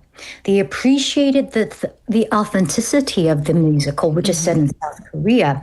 And this is most likely due to the growing global interest in Korean popular culture, which is closely linked to Hallyu, the Korean wave, which refers to the sudden rise of South Korea's cultural industries and the growth of South Korean popular culture in the global market. Yes. So the American audiences genuinely interested in Korean culture through all of these Korean content, such as BTS, Squid Game, and Hangang's Noble, to name a few. So they are already familiar with K-culture and maybe happy ending. It offers audiences a way to experience Korea indirectly. So insightful, Professor. And for this whole, the next question, I mean, obviously, the way you describe it now, I'm even more interested in seeing it. But why is winning 6 Tony Awards significant in the context of Broadway and South Korean musical theater history? It's extremely rare for an Asian musical with Asian performers to win a Tony or even to make it to Broadway. It may be happy ending. There's Marcus Choi in the role of James and Junso, Helen J. Shen in the role of Claire, and Darren Criss, who is half Filipino, plays Oliver. So they are all playing lead roles, these Asian performers, helping to create more visibility and opportunities for Asian performers on Broadway. To give you like a brief history of Asian American and Pacific Islander, it's abbreviated into AAPI. Yes. It's for representation on Broadway. Maybe Happy Ending is only the 3rd Broadway musical written by Asian Americans to center on an Asian narrative, following the musical K-pop back in 2022 and Allegiance in 2015. So according to this visibility report by the Asian American Performers Action Coalition Visibility, all of the roles on Broadway stages went to white actors, 55.2% of all the roles. And 37.4% went to black actors, and 3.4% of the roles in musicals were cast with Asian American AAPI actors. Wow. So despite these efforts to increase diversity since the pandemic especially, roles for Asian American performers, they remain very scarce. But for Maybe Happy Ending, what's significant is that during auditions, Park and Aronson, the writers of the show, they insisted that the actor playing James must be of Asian descent because he represents a Korean character. Since Oliver and Claire are robots, they weren't originally assigned a specific race. But after recognizing the importance of AAPI representation on Broadway, and given that the AI characters were conceived as Koreans in the source production in South Korea, the creative team chose AAPI performers for their lead roles. So it's in this context that Maybe Happy Ending supports and advances AAPI practitioners in Broadway musical theater. And to answer the question for the South Korean musical theater, it's significant in this context. Maybe Happy Ending, as I mentioned, is the first 창작 to make it to Broadway, and that's a milestone that is significant in itself. And the Tony wins especially are meaningful because it comes after 30 years after the 1995 production of Guys and Dolls, which was the first official licensed musical in South Korea. Yes. A licensed musical means that a South Korean production bought the rights to the show's license, and Korean performers play the role in Korean. And also, considering South Korea's very first musical, 살짝이 없어에, premiered in 1966, that's what makes it so significant. Thanks for answering that question. Professor, do you think that these wins at the Tony Awards, really major, will open more doors for Korean musicals, Korean productions to be staged abroad? Maybe not necessarily all, always making it to Broadway, but even to off-Broadway, to, West End, etc.? Oh, absolutely. I believe that it will open doors for more Korean musicals to be staged abroad because Maybe Happy Ending proves that South Korean theater is indeed a vital hub of cultural production beyond conventional centers of Broadway. But collaboration between Korean and Western theater artists is nothing new. For instance, last year, especially in 2024, it marked a turning point for South Korea's musical market with 창작, South Korea branching out into the global scene. Major productions that garnered significant attention last year include OG musical companies The Great Gatsby, which is still going strong on Broadway, and of course Hugh Park and Will Aronson's Maybe Happy Ending, and also Live Corporation's Mary Curie, which premiered in the West End. Yes. And, for a final question before we wrap up, I hear that you're currently working on a book related to this topic. So if you don't mind, can you tell us a little bit about this? Sure. Thank you for the question. So my book, tentatively titled South Korean Musical Theater Transnational Encounters, is currently under contract with Oxford University Press. And what I do is I map the transnational circulation of South Korean musical theater and examine how Broadway, off-Broadway, and West End productions are remounted in South Korea. For instance, I examined the translation process and how gender and how race is translated on the South Korean stage. And I also explicate how South Korean musicals, its counterflow influence on Broadway with Maybe Happy Ending, which have challenged and redefined racial dynamics in Broadway musical theater. Well, we look forward to reading about it. But thank you so much for coming on air and thoroughly explaining the significance of Maybe Happy Ending, making its way from Korea stateside, and of course, winning the Tony Awards as well. Thanks for your time and expertise, Professor. Thank you for having me. Absolutely. This was Professor Haewon Kim. And how can we not? We're going to play a song for you right now. This is 사랑이란 by 전문성 and 전비도. This is from Maybe Happy Ending. 사랑이란 멈추려 해봐도 바보같이 한 사람만 내내 떠올리게 되는 것 사랑이란 그리움과 같은 말 네가 날 볼 때 너의 그 눈빛과 네가 웃을 때 너의 그 미소와 네가 먼 곳을 볼 때 너의 그 옆모습과 나는 모르는 너의 단어들과 나보다 많은 너의 깊은 생각들 사랑이란 봄날의 꽃처럼 아주 잠시 피었다가 금세 흩어지고 마는 것 사랑이란 슬픔과 같은 말 네가 날 볼 때 너의 그 눈빛과 네가 웃을 때 너의 그 미소와 네가 먼 곳을 볼 때 너의 그 옆모습과 날 웃게 하는 너의 말투와 너무 따뜻한 너의 예쁜 마음들 나는 너의 눈빛과 너의 미소와 너의 옆모습과 너의 생각과 따스한 마음과 난 자꾸만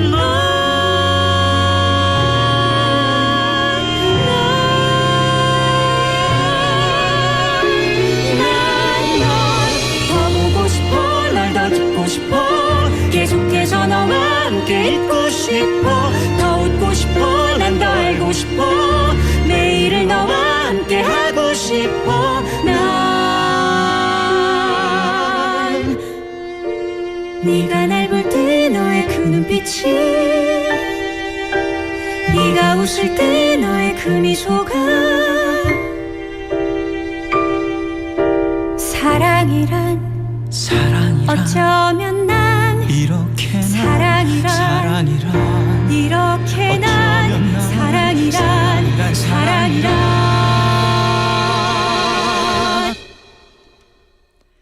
Wow.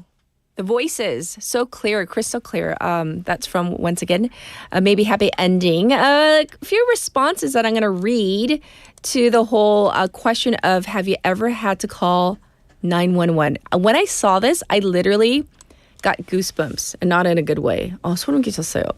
Young says, Good morning, Kat. One day I was watching TV in the living room when suddenly, in the far corner, I saw something slithering.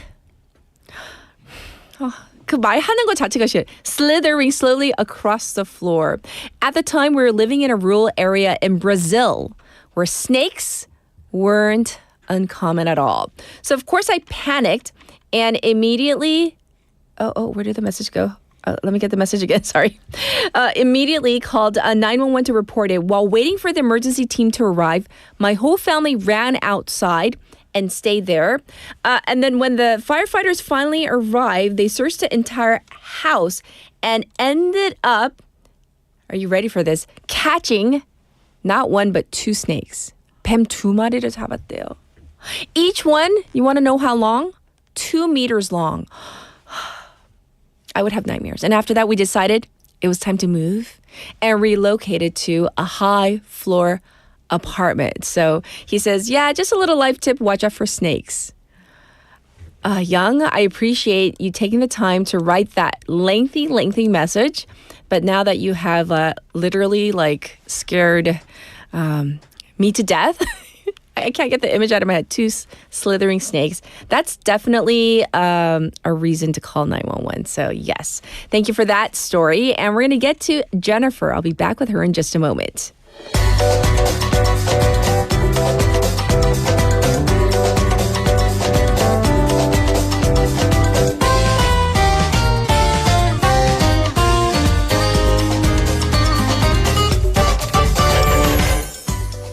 It is time for Work in Progress, which means Jennifer's here in the studio with me. Let's say hi first. Good morning. Good morning. Oh, this story just frightened me so much. I can't imagine, you know. I have a phobia of snakes. And then when two long snakes. 그러니까 조그만, it's not like a small, like cute little... Not meters even long. the cute little ones. No, no, thank right. you. I don't even like I don't want them in my house. No, I don't like snakes. Period. Like some people like snake skin, like wallets or like purses. Oh, yeah. They're very expensive and good for you, but no, not no, for thank me. you. Not for me. I agree. We're gonna jump. Let me ask you: have you ever had to call 911? So gratefully, very thankfully, no. Oh, knock on wood, not yet. Hopefully not ever. Okay, right? Because no, definitely not snakes. No. Right? I hope I will never have to call 911. yes, in the future. Mm-hmm. All right, we're gonna jump into work in progress. What do you have for us today? Okay, today's topic hits close to home for many job seekers. We are looking at the rise of easy-to-get private certificates and whether they actually help or just waste time and money. Oh, this is such a good topic. There's so many of them, right? There's so many, and like I have so many young people around me. I teach, young people, like college students, and like they're always like asking me, like, 이런 시험 볼까요? I'm like, I don't know. I'm not an expert like in that field, but if I do know, I'm like, yeah, that one you really do need. Right, but definitely. Recent press reports showed over 58,000 private certificates registered in Korea. Really? About 6,400 added just last year alone.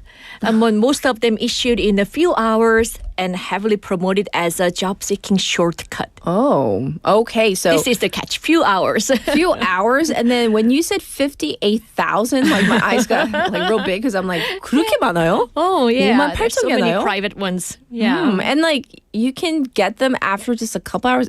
Is this like, I don't know. I don't believe so it. Just sounds like a unreliable, gimmick. Right? Yeah. Right. Some platforms let you do a 90-minute course, take a fixed format quiz, and voila, certified as a web novel writer or a psychological counselor or even an AI specialist, even under a day. And how much does it cost? It costs around like 90,000 won. 어머, 9만 원이고 원으로. 몇 시간만 있으면 you can be certified in something. And it sounds good, right? It novelist, sounds good. A certified novelist. I don't know, but do employers really value these types of certificates? Well, most HR professionals say no. They've told the reporters that these certificates have little or no impact in hiring, especially when they're unrelated to the actual job. Okay. In fact, one franchise hiring manager said certificates are basically ignored if they aren't credible or job related. Okay. So fair that enough. sounds like also like we call it like credential puffery or inflation. like 조금, like a 과장 포장, like yeah, they package it like maybe too much, right? It's like bubble packaging. Yeah, that's right. 과대포장. Yes. 네네. And there are too many certificates and not enough real jobs, reducing each certificate's value. That makes sense. So, big question. Should job seekers still chase certificates, especially when under pressure doing job hunting? I've been on like panels where we're doing the hiring for like outside companies, and then I go in and I'm like, every single person has like a 990점 like TOEIC score, and then they have like a list of like all their certificates, right? So, I mean, is it important? Yeah, it makes me wonder, like, when did you have time to study at all? Like, when you had to earn so many certifications? Yes. I don't know. It depends. For well-organized profession-specific certifications, like a national licensure or technical credentials, they can be meaningful. Yes. But for most of these quickly acquired private certifications, the return on investment is low. Okay. Instead, I'd argue that time might be better spent on practicing interviews interviews, refining your portfolio, or building real projects. So in a nutshell, like 그 국가 시험은 they might be worth the time because it's very specific and it's a nationalized, standardized test. So you can believe the results, but the private ones maybe not so. A little bit dodgy. Okay. That makes sense because, certificates, so they don't really show your real experience or even passion for what you're applying for. It just means you're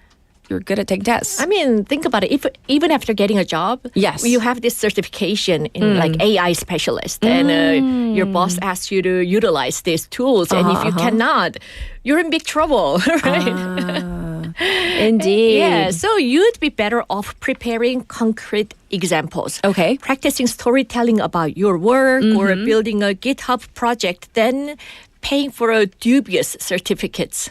Okay. So in terms of GitHub, for those who may not know, it's basically a platform where people, like mostly developers, they share their actual like coding work because coding is so important these days. So it's like showing like what you have actually really built, but not just like what you studied. Are there any credible alternatives, maybe like online course certificates? Oh yes, definitely. I'm not saying like all certificates are bad. Of course. One good alternative is taking open online courses. Those massive learning platforms where anyone can access university level content from anywhere in the world. They are often free or affordable, and the quality can be surprisingly high in some. Yes. And so these structured online programs with hands-on like output, they could be worthwhile, right? Yep. So this is different from like the 90-minute course and then 9만 원 under a day you can get it. That really irritates me, I feel like they are making money out of these poor people preparing. They're so anxious and stressed about getting a job, So these certificates aren't always a golden ticket, but they do show initiative, self-discipline. Yes. Not the 90-minute one. right.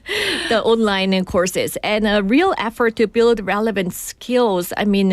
You really have to do much more than taking these 90-minute shortcut course. And when they are aligned with the job you're applying for, that's a plus. But when it has nothing to do with your job that you're applying for, it doesn't help at all. Yes. And we even have comments. People are really commenting on this. Tommy's saying, I don't really know about the English test scores. I have a lot of people who have a higher test score than me in English. But when we're in meetings, they ask him to translate. Yeah, and they sit quiet in the corner. Right? I'm not saying all scores are invalid or anything like that because, it does take time and experience and effort to get a high score on any English test.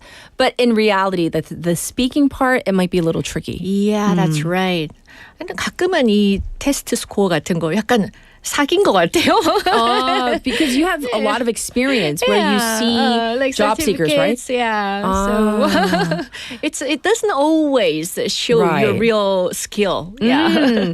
So yeah, it's about like a skill signaling, I would say. Right. Oh, signaling. Yeah. Okay. They can demonstrate what you can do, but not the real skill. Right. It's not like the full picture. No, not the full picture. Well, this is, I think, the most important question then. What should a job seeker focus on during, this whole season? And right around now, there's a lot of fourth-year university students so many job and young seekers. people and not so young people seeking jobs right now. What should they be focusing on?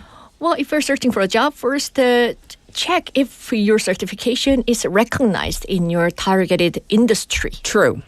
Second, invest time in interview practice, resume storytelling, and building real work samples or projects. Third, use reliable online learning if it helps you actually learn, not just boost your resumes superficially. It shows, right? Yeah, definitely. So once again, those are Jennifer's tips. So in short, I guess we should skip kind of like the quick fix certificates, right? And maybe focus on the meaningful skills and like the stories. And actually, one of my students went on a job interview yesterday. And so he texted me because I was like, oh, how'd it go? And then he was saying they were asking so many questions, but it wasn't like related to, like you said, certificates. It was more like, so how would you 우리 회사를 어떻게 홍보할 생각이에요? Like they wanted storytelling for real. So you have to give spontaneous answers. Right. So definitely. Well, job seekers are better positioned when they can show what they did, not just what they passed. Most interviewees, what they prepare is sometimes not exactly what companies want. Right. And then sometimes you get the cookie cutter responses. Like 뭐 학원이나 or like we are overly prepared and it's memorized, which is good. It's good. You're not looking at paper. That's really good. I'm not dissing that, but I'm just saying it sounds maybe too artificial sometimes. Yeah, that's right. Because sometimes you are asked like unexpected questions and you start panicking. Right? But that's when you get the real answers. Yeah. Yes. So what about like abroad? Are there similarities, similar trends? Oh, well, yes. In some parts. In the U.S., for example, there's a growing concern about the oversaturation of low-quality certifications too. Employers are starting to look more at demonstrated skills, like bootcamp completion projects or freelance portfolios. In the UK and parts of Europe, the focus is also shifting toward work-based learning and micro-credentials offered by universities or tech companies. I see. So this is really helpful to know because once again, maybe you're not a fourth-year university student, but there are many people out there that might want to transition to like a different industry, or maybe they're just out there looking for a new job. So whatever it is, I'm sure this can be helpful. Any last thoughts before I let you go? Well, I hope this helps our listeners. This whole thing helps our listeners prepare smarter, not harder. Don't waste your money on this unknown certifications. Okay. Yes. So that's a great tip because once again, we don't want you to feel kind of like nervous and anxious as you're kind of seeking a job and then like falling. I don't want to say victim, but also like sometimes these certificates, if they're not nationally recognized or accredited, do you really need it? Or is it just kind of because you feel nervous and anxious? I don't mean to generalize all certifications. Of course. There are some really good ones. Absolutely. Yes. Well, thank you for coming in and giving us your expertise on what's happening in the job market and what people should be focusing on, especially as they're seeking new jobs. And we'll check in with you real soon. It's always my pleasure. See you next week. Bye-bye. Everybody, this was Jennifer. And yes, we went over such a wide variety of issues today, stories, domestic and international. So it is Wednesday. It's that day where if we get over this hump, and then it's kind of like smooth sailing. So it's definitely that day. I wish you nothing but the best. Have a wonderful Wednesday. And as always, a big thanks to our Morning Wave and Busan staff. We have our producer, 조예지, our writers, Haley and Sue. I'll be back tomorrow. This is 하모선 매봉역 by Primary. Enjoy. I'll be back tomorrow. Bye, everybody. 대단한 건 아냐 정말 놀라운 건 이런 날 향한 사랑 살만한 삶이야 자그마한 나이가 다 커서 이런 랩을 하고 있으니까 말이야 어른이 됐지 담배 끊어야지라는 말 따위 의미 없는 버릇이 됐지 적응이 됐지 어이없는 일이 닥칠 때면 한땐 열을 내며 벼르곤 했지 친구 놈은 연애 끝에 결혼을 했지 더 이상 자유가 없다면 넋두리를 뱉지 허나 표정은 절대 안 슬퍼했어 일 끝나고 만나자 매봉역 근처에서 시간은 참 빨라 어제와 오늘의 유행도 달라 시간이라는 화살은 얼마나 더 멀리 날아갈까 시간을 아주 잠깐만 잡아두고파 난 오늘 밤만이라도 But you know it's impossible Let it go man let it flow 흘러가 결국엔 흘러가 결국엔 흘러가 결국엔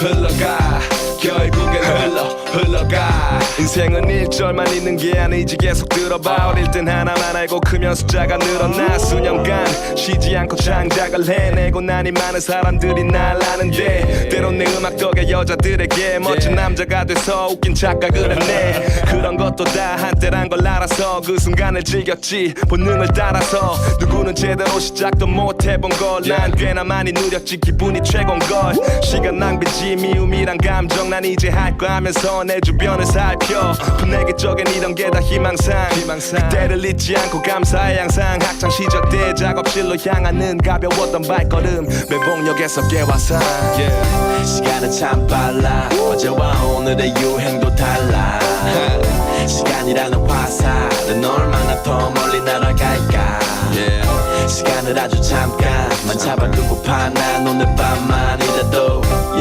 But you know it's impossible Let it go man let it flow 흘러가 결국엔 흘러가